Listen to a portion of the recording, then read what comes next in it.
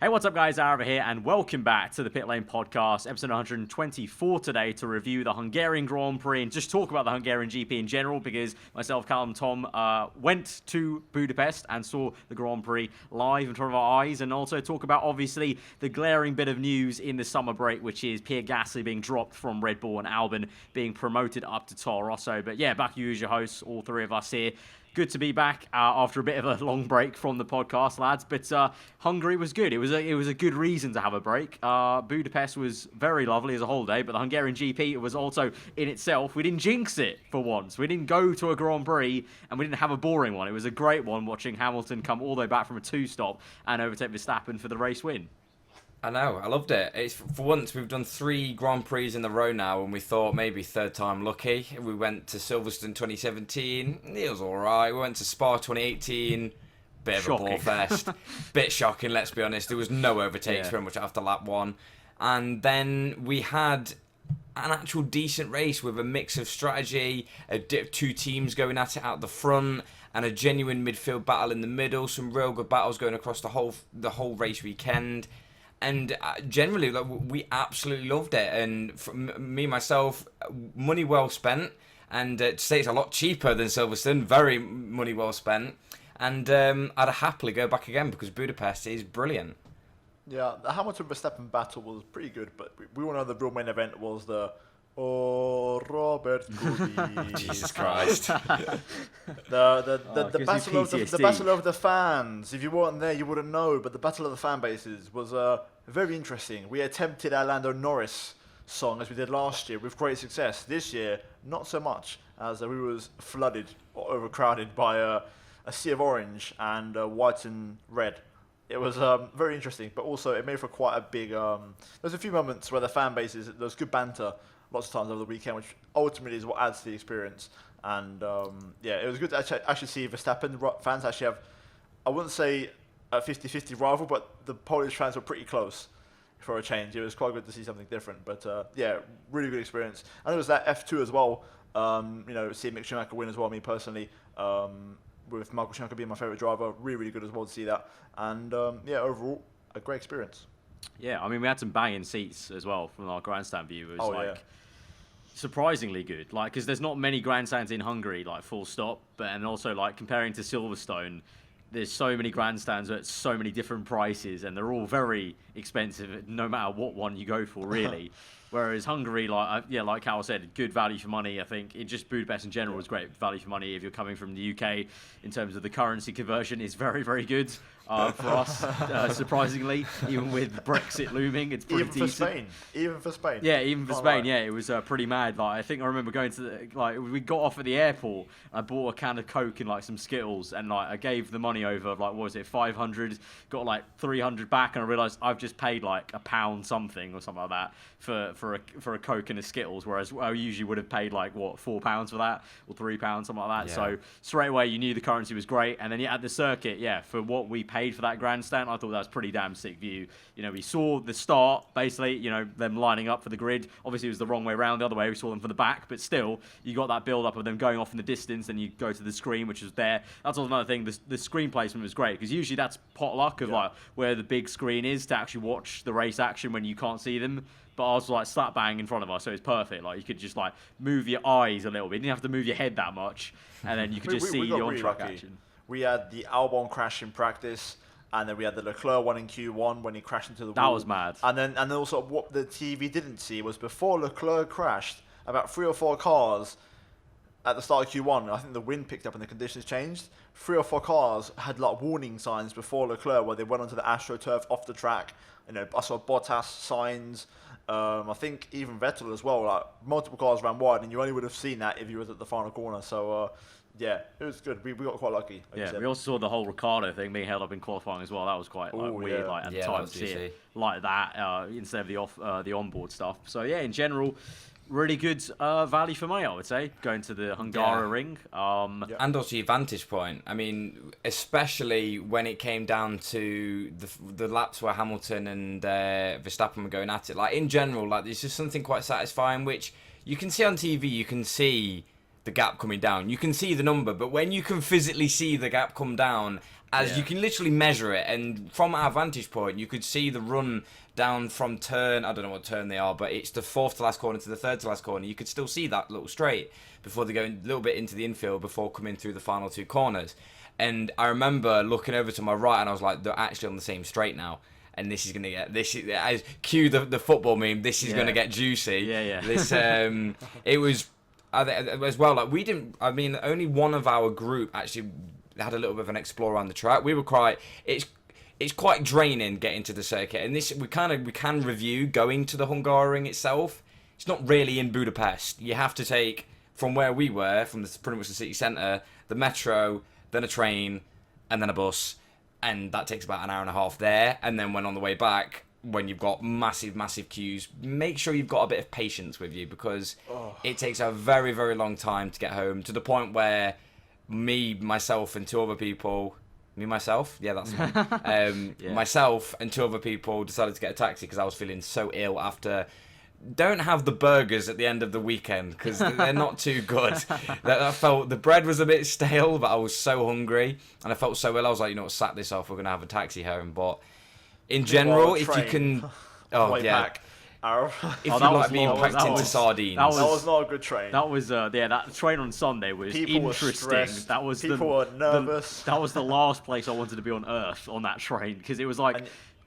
If you know what national rails are like in the UK, you know some horrendous trains where it like stops at 5 million stops and it's a really tiny train. Think of that, and then it's just a bit worse. Like, yeah, it wasn't the best train ever, but in general, it wasn't too bad, to be fair. And it also, again, it was pretty cheap to do that as well. I think it's worth noting as well, if anyone does want to go, Hungary's cheap as a whole, but the actual pricing within the venue of the event is general F1 pricing, which is relatively expensive. So Hungary's cheap when you're out of the track, but when you're inside the track, you're still going to have to kind of, not penny pinch, but apart from maybe a pint.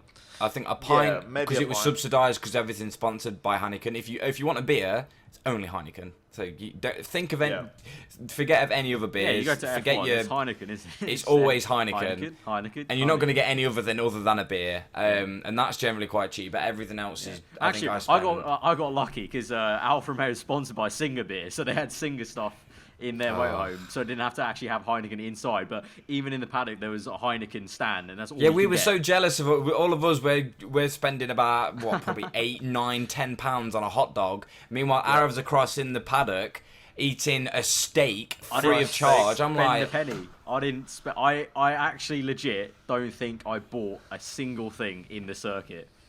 I think I spent all my money outside. I spent plenty outside the circuit during the nights out in the city. Should we just go drop kick him right now? Yeah, I wish I could, to be honest. I'm seeing him in a couple of days. I will do.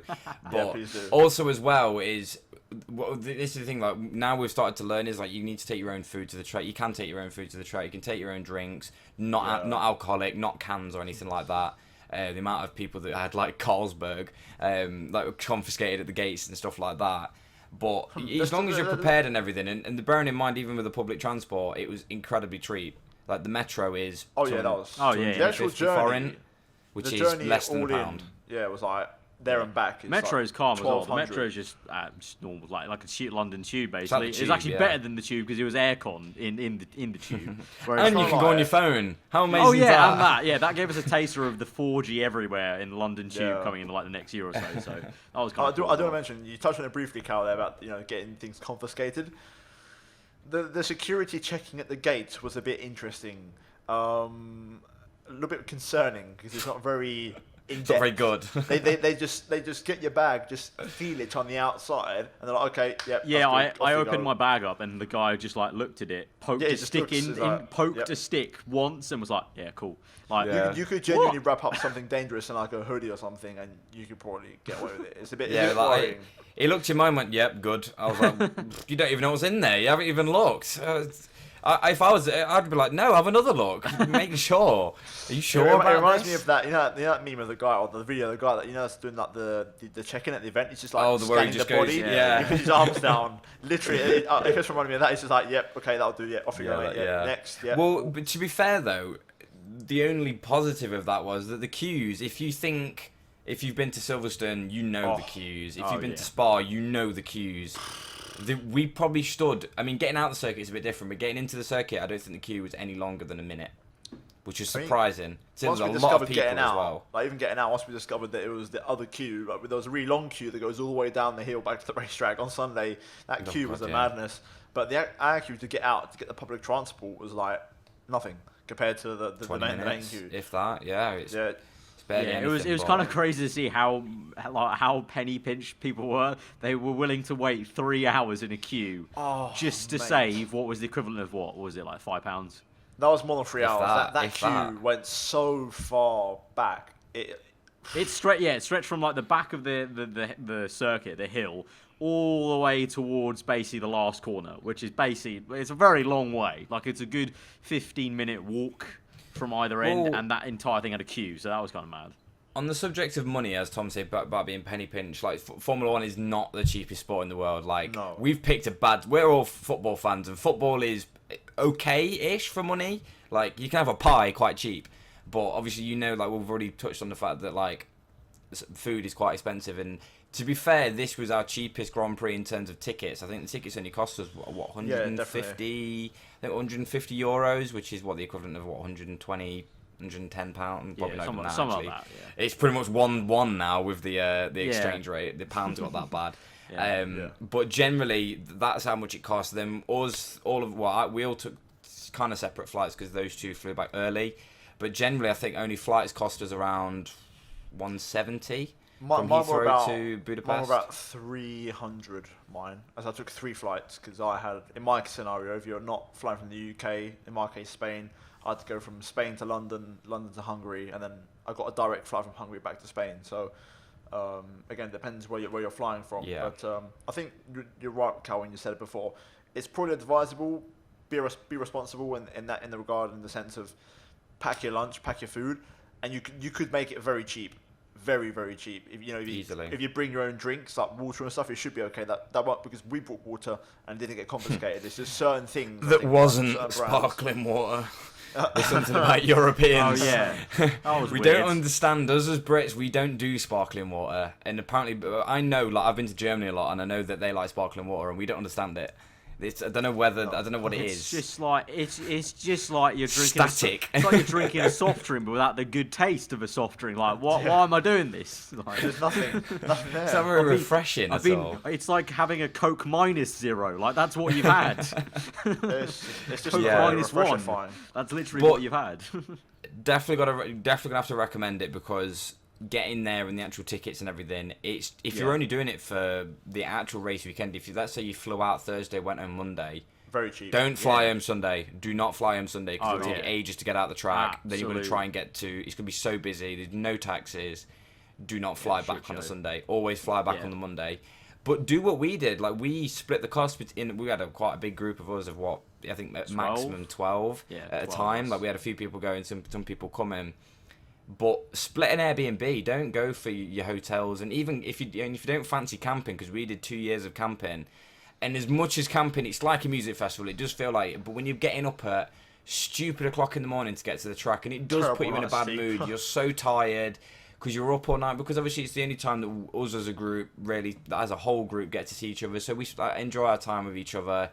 It's hard to get up in the morning, and if you do want to shower, there's nothing better than after the race. You're walking about all day. You get a shower. Really yeah, exactly. Air conditioning. Air conditioning was the one. But just also, a bed. And then just for us, camping, we made a holiday of it. So our group obviously had its perks of outside of the Grand Prix stuff. We could also just enjoy Budapest as a great city to go out in. You got the ruin bars and stuff like that. You got clubs, and that was all just rather good.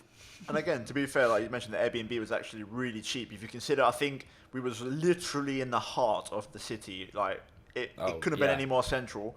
And the actual Airbnb could hold 12 to 14 people, more or less.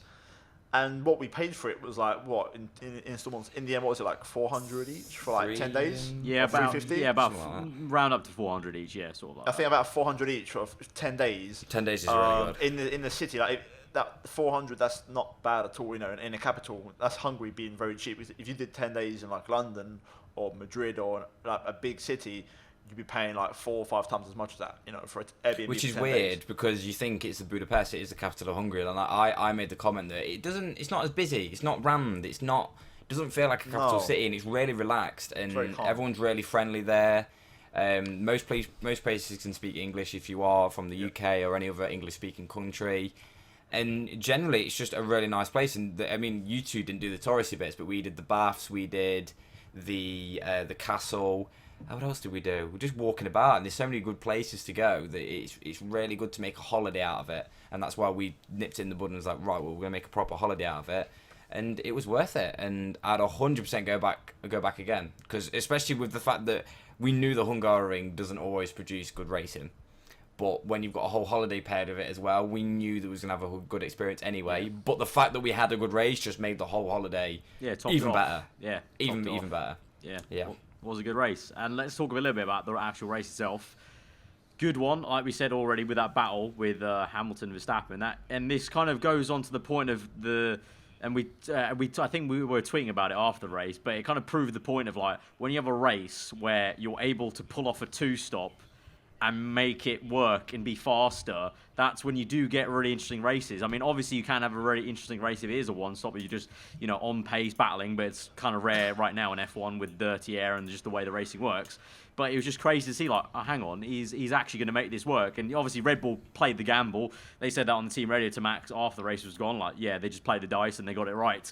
And it's great when teams can gamble like that. They don't fully know. And again, that kind of proves the point as well of what Martin Brundle said after Germany about the less that teams know about strategy and the data and whatnot, the better. As the more headless chickens they are, the better racing you get. And Red Bull obviously didn't fully know how fast Hamilton was going to be on those tyres, and he was electric.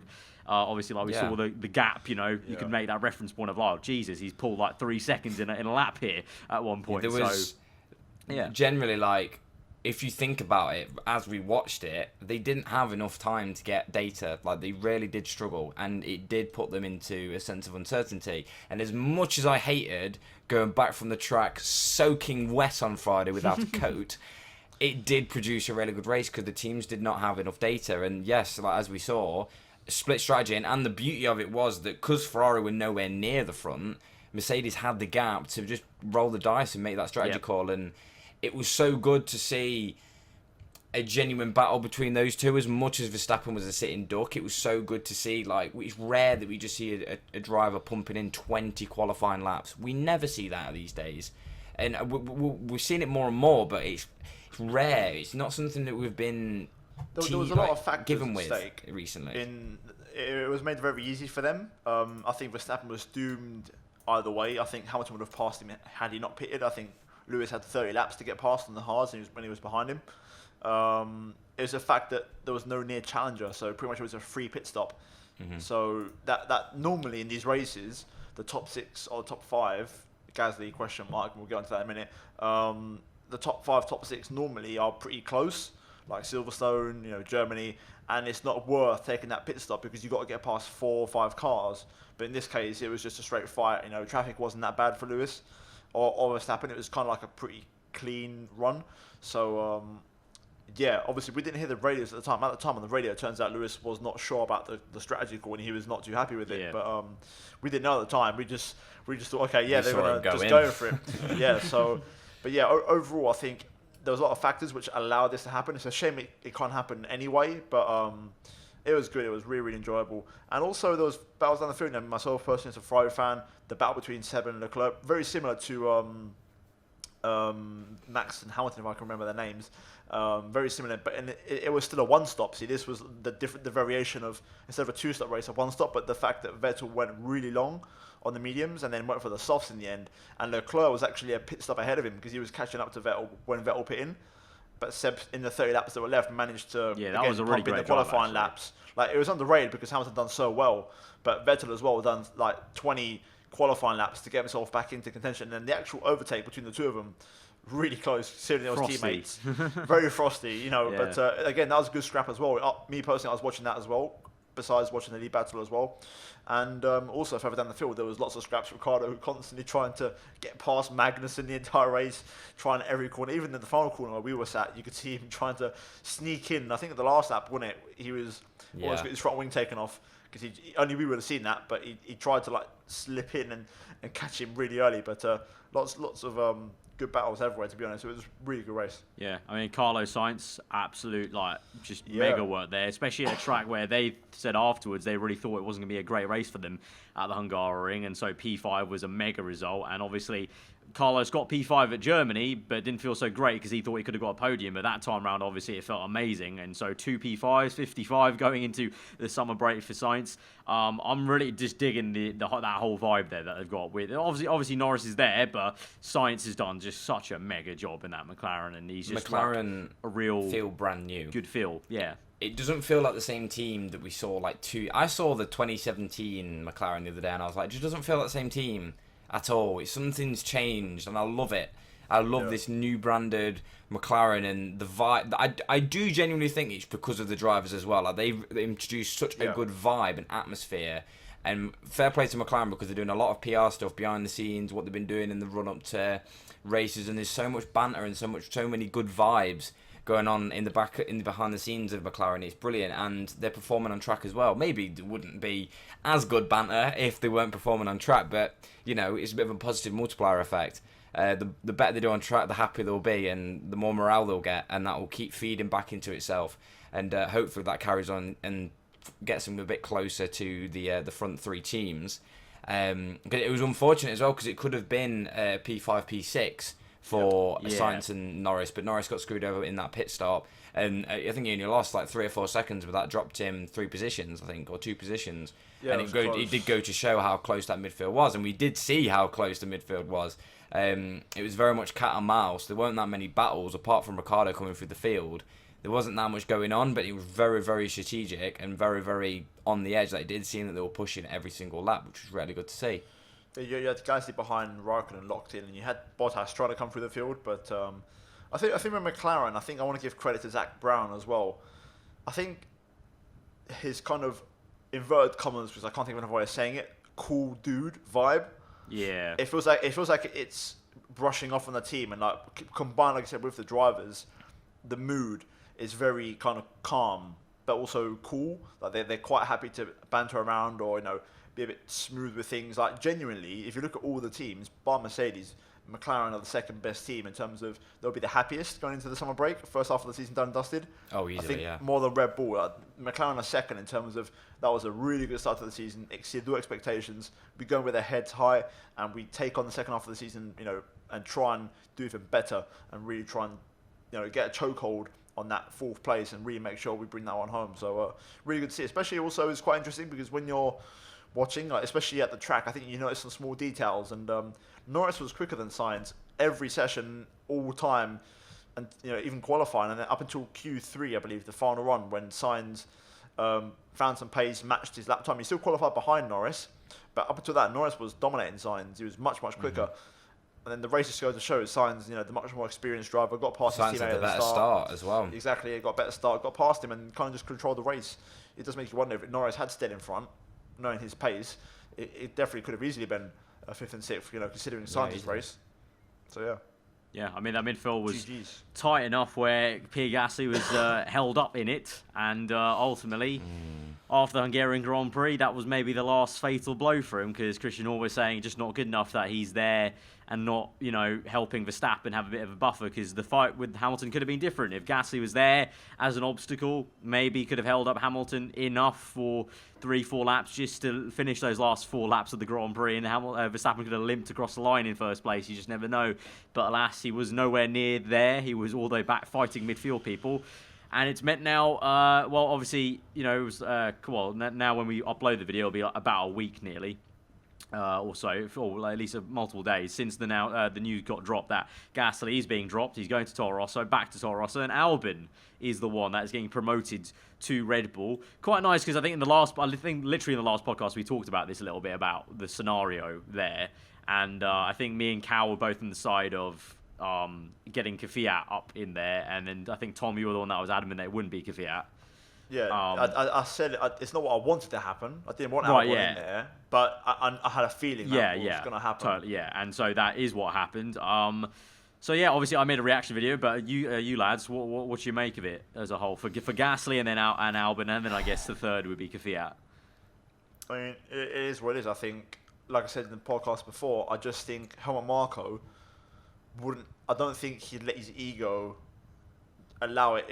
His ego wouldn't allow him to bring Kvyat back in again, because they got rid of him twice, or 3 times technically, because he actually went for like 1 race again, like between Hartley and whatnot. So like, I think by default his chances run out. So it's just a question of, okay, Albon's all we've got. We ticked him. The next one in line after that is a battle between Yuri Vips and Patricia Ward. So Albon, just throw him in there, and it worries me personally. It does worry me. I'm scared on Albon's behalf. Exactly the same. Because I like Albon a lot. Like, he's one of my favourite drivers in the midfield. If anything, like, I like the 3 I'm going to be quite patriotic here, but I do like the 3 British lads. They've got good charisma and they've got good speed.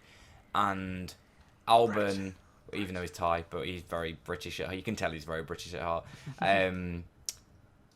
I'm just a bit sceptical of what happens if he doesn't perform, because not only are we halfway through a season, he doesn't know the Red Bull, like how quickly, and I know that Verstappen slipped into that Red Bull initially in 2016 and he won a race in it, and that might have just been a freak thing because Verstappen is that good and we always knew he was that good, and he just performed on the day.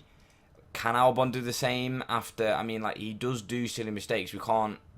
He binned it right in front of our eyes in Hungary. He's put it in the wall in China.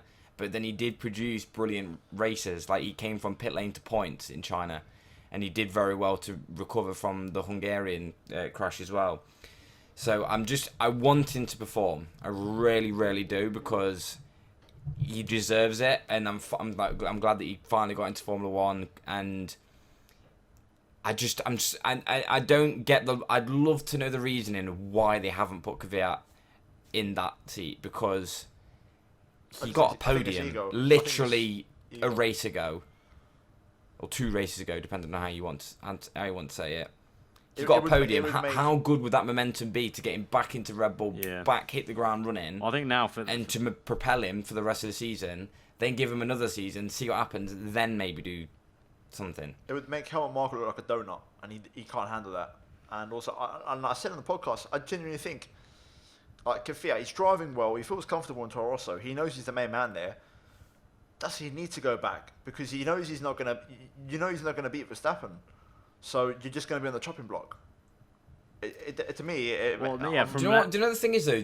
I watched the whole. They did like a feature. I think it was Sky that did a feature about how Verstappen got promoted and Kvyat got dropped. And Helmut Marko at the time did say that it's not the end of his career or anything, but at the minute he just isn't performing.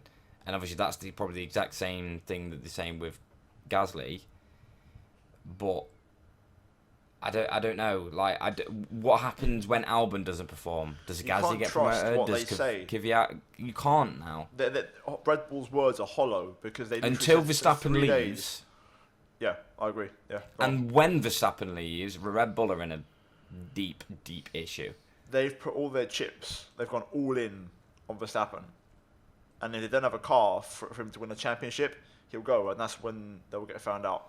But they are coming to the front of the field again, which is quite exciting to see. This is the closest they've been to the front of the field in probably since they were winning.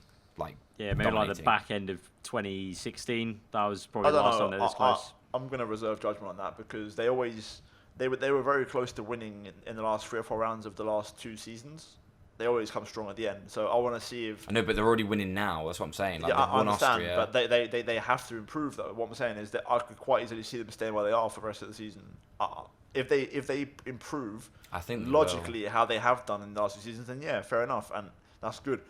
But it has to happen. Because I think now Verstappen's matured enough to lead the team. I feel like this is, and now that he is the team leader, I think they are very much moulding around him. Now they haven't got Daniel Ricciardo, who was just as quick, probably just a little bit slower, just a teeny weeny bit slower. But obviously they were still catering to Ricciardo because he was a team leader. as Verstappen came in. But the only thing that I'm scared of now is what happens to Gasly. I think it'd be Does all he right. have a career in F1 anymore? I think his Red Bull don't have enough drivers in the pipeline. Gasly's safe at Toro Rosso right now. And Kvyat as well. For me, this entire thing just says to me now, Kvyat needs to cut ties with Red Bull and needs to try and find a midfield seat that's not Red Bull affiliated. I don't think he's going to progress his career any further if he's a Red Bull driver. I think he needs to have a very solid season. He's got this podium as a big part of his CV. Just finish out the season real solid, and that's a great advertisement to get a banging midfield seat with a good paycheck, good solidity of like a 2-year contract or something like Carlos Sainz Scott with McLaren. Yeah. And just do that. Where would you reckon he'd go, though? Because literally the only two places that I can think of is maybe Racing Point or Haas. Yeah, I'm thinking, like Racing Point or Haas, basically. I think with the former Ferrari links, maybe you could swing something at Haas, maybe. Potentially, yeah, because obviously Ferrari were happy with the work. I mean, Ferrari did say that they valued his and all the simulator, because they had like 5 simulator drivers in that year, and they still do.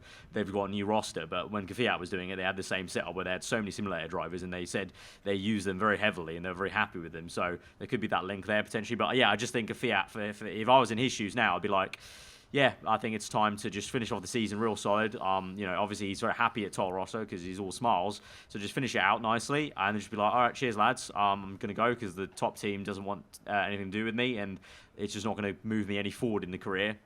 For Gasly, and then that just leaves obviously Gasly in a seat. And obviously Red Bull don't have, they have a few juniors, but that just means that I think Gasly is safe to be in that Toro Rosso. And for me, it's a question of, like Cal mentioned, how does Albon get on in that car? If it is so geared towards Verstappen that Gasly couldn't drive it, maybe, I worry for how Albon will drive it. I hope he drives well and can, impress. But it might be a funny thing, I mentioned it in my reaction video, if Gasly goes back to Toro Rosso, which he has explicitly said at the start of the season. It might be different now, but his last year's Toro Rosso, he felt way more comfortable in than this year's Red Bull. It'd be quite funny if he went back to Toro Rosso and straight away was on pace with Kvyat and was all fine. Because then it's like, okay, what the hell happens now?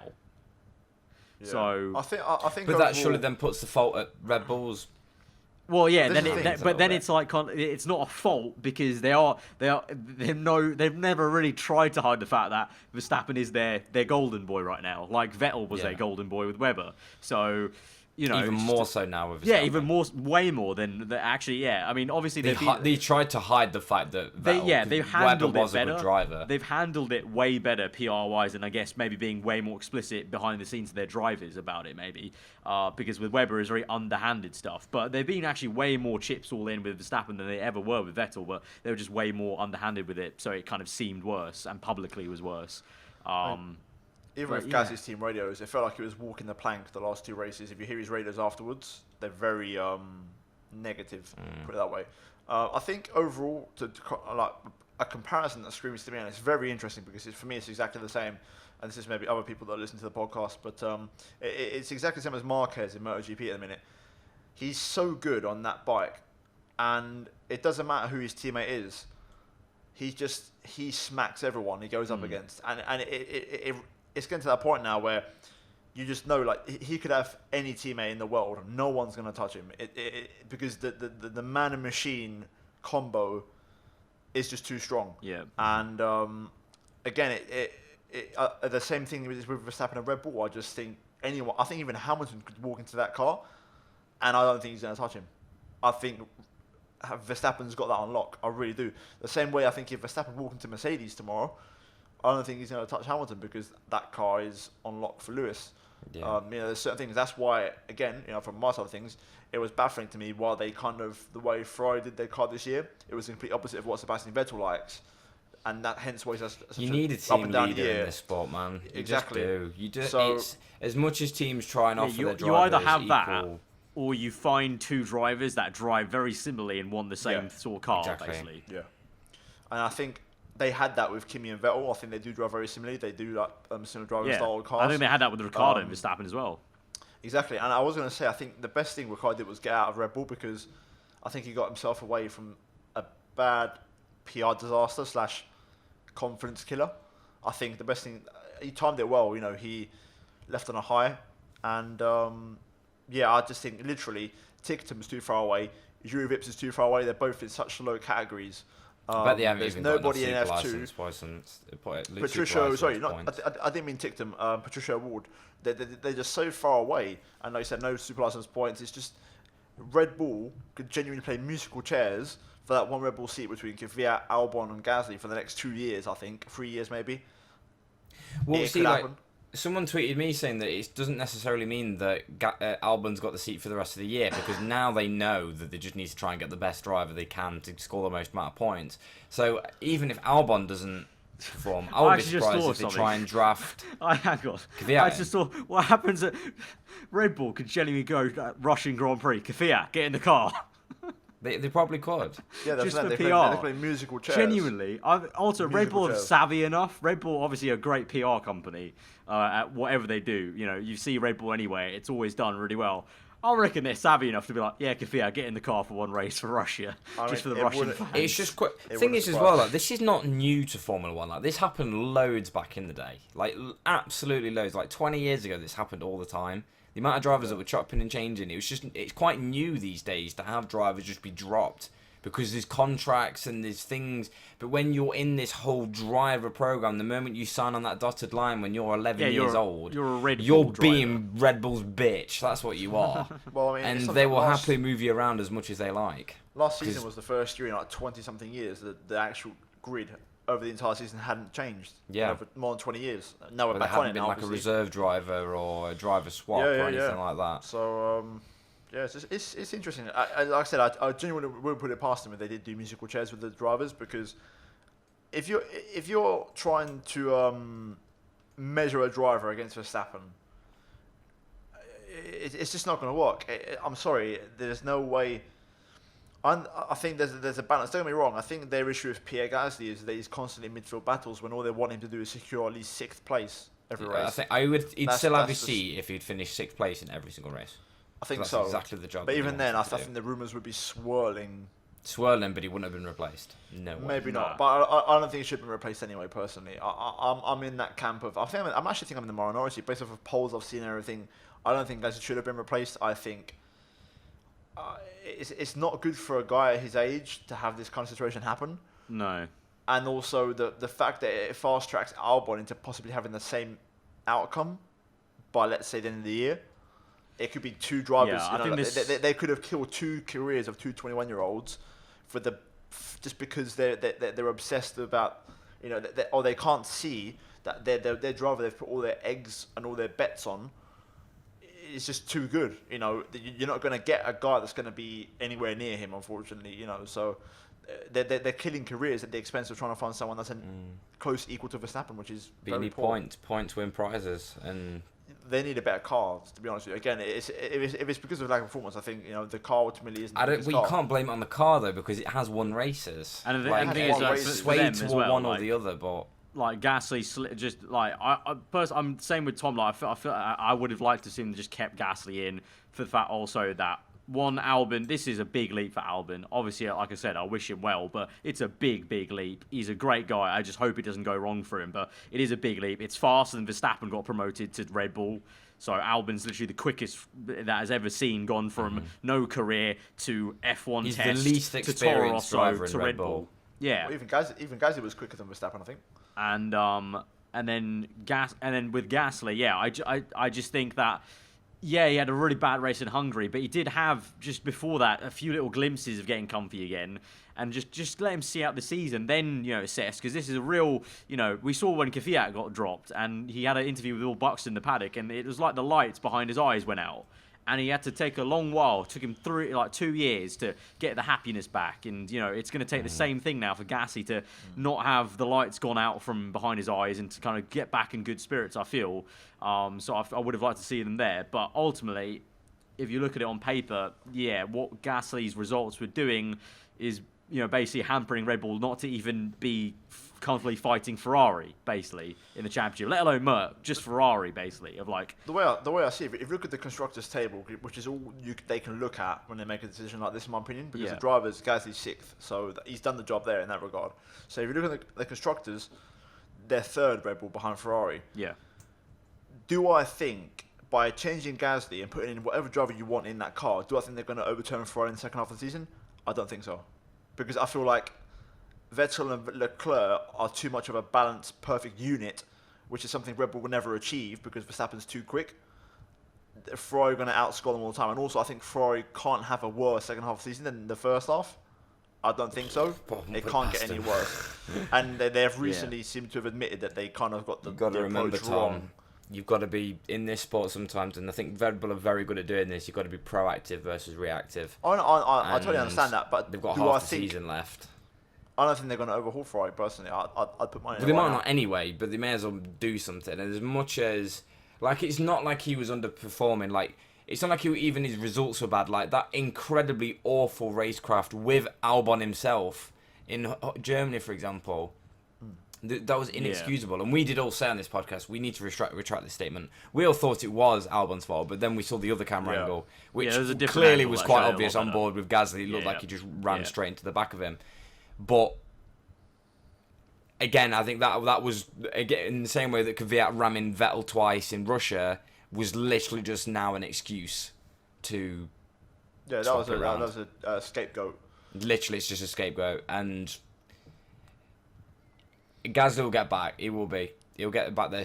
But he was just rushed too quickly, and he just needs to accept that. I don't think. I mean, if Albon does well, I don't think he does. If Albon does well enough, I don't think he gets back in, but he'll go back to Formula 8. It'll be very interesting to see how Albon does in it. Gasly, I don't know what's going to happen. It kind of depends on then what happens into next year, how his career goes, basically, but. I think there's more for Gasly to show. You know, he won GP2. He probably should have won Super Formula if he wasn't put in. If they didn't have that random rain thing at Suzuka. So he's got some sort of speed. Obviously, I don't think he's as fast as your Verstappen's and you're basically your top six. But he's good enough to be there basically. So but remember, Magnussen got dropped from McLaren, and he's still on the grid. He clawed his way back into F1, so exactly. I don't think it's over for Gasly. I think for Gasly, I think, for example, I think he could easily end up at Renault. I think Hülkenberg hasn't got long left. There was some doubts about renewing him. I think it's still not confirmed he's back for next year. That's still up in the air. I think he will get re-signed, but I think Hülkenberg's the next one to maybe move on in like a relatively big team. So maybe that could work out for him. I think that's something that could work out. Him and Ricciardo, ex-Red Bull. That could work. I think nice something French like that. connection. That's something quite logical. I think that I could see happening. Haas maybe again, both drivers. You just never know around there. That could change really quickly. And I think it's going to be between him and Kvyat. To be honest, I think 2 years from now, moving on, because I think 2-3 years from now, Eurovips will definitely be there. So it's just a Red Bull drive program, isn't it? But I know they are being extremely relentless and ruthless and potentially ruining careers just because they want I don't want to say an equal to Verstappen, but they want someone that can compete with him, and that's not very easy because Verstappen is genuinely world class. Simple as that.